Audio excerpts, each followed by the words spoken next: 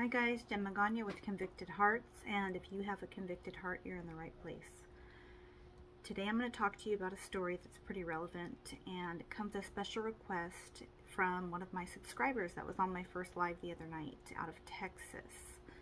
And this actually, at first, I wasn't going to speak about it because a lot of people are, but after I tell the story, I will tell you guys why I feel this is somewhat relevant and I can understand certain situations and circumstances in this case. Before I get into it, if you could please subscribe to the channel, become part of the Convicted Hearts family.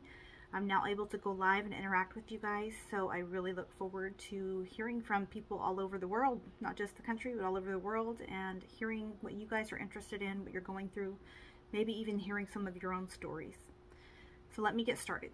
Yes, this is the case of Mercedes Morr, the Instagram influencer who was killed by a stranger that entered her home somehow.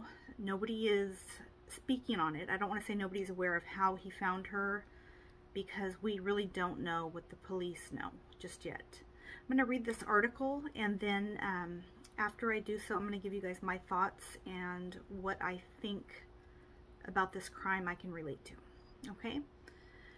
Here we go. A Florida man allegedly stalked and murdered a Texas social media influencer before stabbing himself to death. As Crime Online previously reported, as Crime Online, that's who has written this article, previously reported, authorities found the body of 33-year-old Janae Gagnier on Sunday in her apartment in Richmond, Texas, just west of Houston. Gagnier was widely known as Miss Mercedes Morr on Instagram. She had 2.6 million followers. I think it's more like 2.7 or a little over now. The woman's father, Mark Gagnier, told KTVT TV that he went to check on his daughter Sunday after being unable to reach her all weekend. He's quoted as saying, "I know my daughter, and when I go to my daughter's house and it was locked up and she wasn't answering my phone calls, which is not like her, I knew something was up." Mark Gagnier told the television station, "So I didn't hesitate to kick in the door. What I saw, I wouldn't want any parent to go through." Mark Gagnier said he found his daughter's body at the bottom of the staircase. He's quoted as saying, "I walked in and Janae was on the floor and her clothes were all around her, torn up and stuff." Mark Gagnier told television station this. He then found the alleged killer upstairs. "I go upstairs," he's quoted as saying. "The guy's upstairs with a knife in him, still alive." The local media Examiner believes Janae Gagnier died from strangulation and traumatic concussion. I think they meant to say the local medical examiner. The Richmond Police Department identified the suspect as 34-year-old Kevin Alexander Accordo, whose last known address was in Florida. The medical examiner determined that he stabbed himself to death. This is just heartbreaking. A picture of her and her father. Investigators have not yet identified a motive for the killing. However, police say that Janae Gagnier and Accordo did not have any personal relationship. The woman's parents believe Accordo was a crazed follower. Mark Gagnier told KTRT TV that Accordo wrote a rambling message on the wall in his daughter's apartment, professing love for her and confessing and apologizing for killing her. "Unfortunately, someone basically was stalking my baby," says Gagnier's father. The victim's mother told, that was the victim's mother that said this. It is not clear how Accordo collected Janae Gagnier, which police are investigating, Mark Gagnier told KTR TV. That his daughter's presence on social media did worry him. "It scared the hell out of me." Excuse my language, this is his words. Mark Gagnier told the television station, "My daughter was beautiful. That scared the hell out of me. And she kept trying to get more and more beautiful. She worked on it really hard. That scared the hell out of me." Funeral services are set for Saturday, according to an obituary. She was a beacon of light to the world. The obituary reads, Janae was a loving daughter, sister, auntie, niece, cousin, friend to so many individuals. She will forever remain in the hearts of those who cherished her and loved her, and continue to be an inspiration to the women around the world. This is really heartbreaking. I did read about this and hear about it on several platforms, and at first I wasn't going to touch on it because I felt like a lot of people were already speaking about it. So there was a message getting out there, word was getting out there, what had happened to Janae. I'm going to refer to her as that because that's what her loved ones know her as. They don't know her so much to be Miss Monroe. And that's what I'm hoping you guys will take from this today is, yes, she was a social media sensation, an Instagram influencer. She was absolutely gorgeous and stunning, as you guys will see in her pictures. I'll link her Instagram so you can see respectfully, you know, what she looked like. I feel like this is a touchy situation. We do live in a day and age where this is very common. You know, people make a living doing things online, and that's okay. You know, it by any means necessary, as long as you're safe and, you know, you're not harming yourself. I don't feel like she probably thought she was in any danger. She probably thought, you know, this is working for me. She, you know, probably felt like she was able to do things and do things for her family that she might not have been able to do otherwise. The things about this case that I feel connected to, first of all, how she was killed. Blunt force trauma to the head and strangulation. This is also something that was listed on my own father's medical examiner report as cause of death. Excuse me, I shouldn't say cause of death. These were things that it said were done to him. His actual cause of death was from his neck being broken, but I was told by district attorneys they believe he had been strangled to the point of his neck being broke. This is an especially hurtful thing to hear as a family member, because strangulation in particular can take several minutes to actually take effect. I was told that it could have taken up to 6 minutes for my father to have lost consciousness. So imagine, try to imagine, put your place in that victim's position, you know, that you're looking up, possibly, very likely, at your killer, the last person you're ever going to see before you leave this world. How tormenting is that as a thought that your loved one had to endure that for several minutes?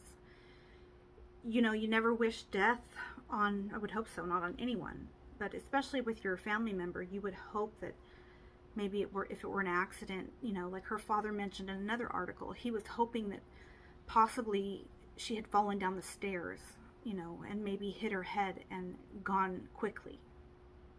But that wasn't to be. She was strangled and she had blunt force trauma to the head. So she put up a fight, and it's very possible that he had her held captive in that apartment for several days, from what I've understood, reading different articles. Again, everything is alleged at this point. Also, the fact that he had to witness the crime scene. I don't know if a lot of you know, but when your relative or your loved one is killed, the police don't clean that up for you. So whatever is left from whatever struggle or injury was inflicted is left for the family or next of kin to take care of. As far as myself, I was responsible for cleaning up a large portion of the crime scene of my stepfather, along with the help of some of his co-workers, thankfully. And then I was solely responsible for cleaning up the crime scene of my father, which was especially tormenting because My father didn't survive. My stepfather did. And my father's crime scene had been hidden for several weeks, and some items held in evidence for several months. And it was awful to see, smell, and clean up after. I feel like it's an extra level of torment that her father had to walk in. Imagine this as a father, you guys, or mother out there, or sister or brother, whatever you are watching this. Like, imagine someone you love. You walk in, you first of all find their body. You look around, you see weird, odd things written all over the wall. I never should have loved her. I never should have left Florida. Only to go upstairs to find this piece of garbage laying there with a knife stuck in himself, dying like a coward. He was still alive. I'm not sure how the father refrained from attacking him and finishing him off, to be honest. I'm sure he was in great shock, and will remain to be in shock for a while until the reality of what happened to his baby girl sets in. These are things that I hope all of you can take into consideration before judgment is made about her, you know, type of modeling or what she did for a living. You know, people are already out there saying this was a sugar daddy, making allegations like that. I don't know what the fact of the matter is, but I do know this was somebody's daughter, somebody's sister, and people loved her. No matter what the case is, at the end of the day, she lost her life because she was killed, not because she voluntarily chose to die. Somebody stalked her, found her, and killed her, and then took himself out like a coward, so he wouldn't have to face justice. This is probably going to be one of the most frustrating things for her family, I would assume and predict, in the near to come future, because for someone that has a loved one that's been killed by a stranger anyways, I would feel like you want that justice. You want to see them prosecuted. You want to see them sentenced. You want to see them suffer. In my case, that was different because it was my own relative, my own sibling that did this. So it was a double-edged sword. Forgive my choice of words. But, you know, how could I want justice and also want my loved one to be punished as well? It's still something very hurtful. But I walk with that every day, and I trust in God to help me carry it. I hope her family has a support system around them, a group of people like a church or a strong faith group that can help to continue to support them and to carry this heartache, because it's not going to go away immediately. And really, there's not going to be closure for them because they're going to bury their baby girl, but there's not going to be a trial. If anything, they might find out how or why this creep stalked her, found her, and took her life. But there's no certainty they'll even find out how. I know that there were several pictures posted on her Instagram and different social media platforms that showed her posing, you know, in front of vehicles. One of them showed her posing in front of what looked to be an apartment, and it did show numbers in front of it. It didn't show a street name or an address, to my knowledge, that was besides the numbers. But we live in the day and age of you can find out just about anything about people. And what if this guy was just so into her, so obsessed, so creepy that all he had time to do was sit and fantasize and think about her and think that he's going to be with her? I don't know if she had ever interacted with him, of course.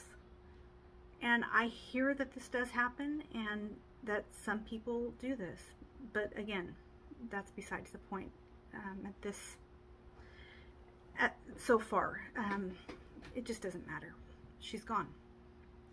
And it's wrong to intrude on someone's privacy and take it upon yourself to enter their home and then to take their life. And then how dare you take your own life right there in her home for her family to see? It's disgusting. I just hope all of you can take from this a message that although it's really a blessing to meet up with people online a lot of times, and I have met some amazing people, including all of you who, you know, help support me, and I consider you guys to be family to me. I don't like the words followers or fans or whatever people use. It sounds weird, but in my opinion, I consider you guys family to me. But you never know who's on the outskirts watching when you're not paying attention, or you're distracted because you're enjoying other people's friendships. Just be aware. Be aware of your surroundings. You know, just like the case with the rapper Pop Smoke that was killed in Los Angeles. He was only enjoying his visit there. He was enjoying himself. He was showing gifts that people had sent him, I think for his birthday, and just by accident had shown the address in the background. And that same night, he would lose his life because people that were watching that live saw the address, knew they could go there, rob him, take what he had. They didn't realize that he would shoot back and would be prepared, or they just didn't care. And they took his life, all because of greed, and because he was trying to share his life with all of us that enjoyed his, you know, his music. And by accident, he slipped up and showed the address. I'm sure his family was heartbroken. Also, with one of the most recent events that was pretty traumatic to see, I did see it on live. I believe his name was Indian Red Boy, that was shot and killed in LA as well. At first, everyone thought that this was due to some disrespect he had made against the late Nipsey Hussle's memorial site. But if you had waited months later, we would find out that it was actually, in fact, due to a female that set him up. And he was trapped.